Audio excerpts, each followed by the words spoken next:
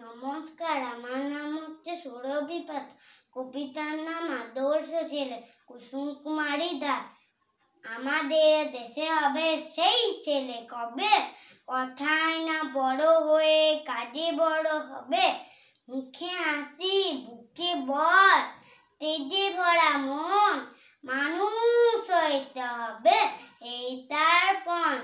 বিপদ আসিলে কাছে হও আগুয়ান, নাই কি শরীরে তবক রক্ত মাংস প্রায়।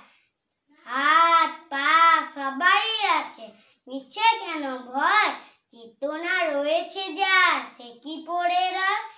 সে ছেলে কে চাই বলো, কথায় কথায় আসে যার চোখে জল, মাথা ঘুরে যায়। সাদা প্রাণে হাসি মুখে করো এই পণ, মানুষ হইতে হবে মানুষ যখন।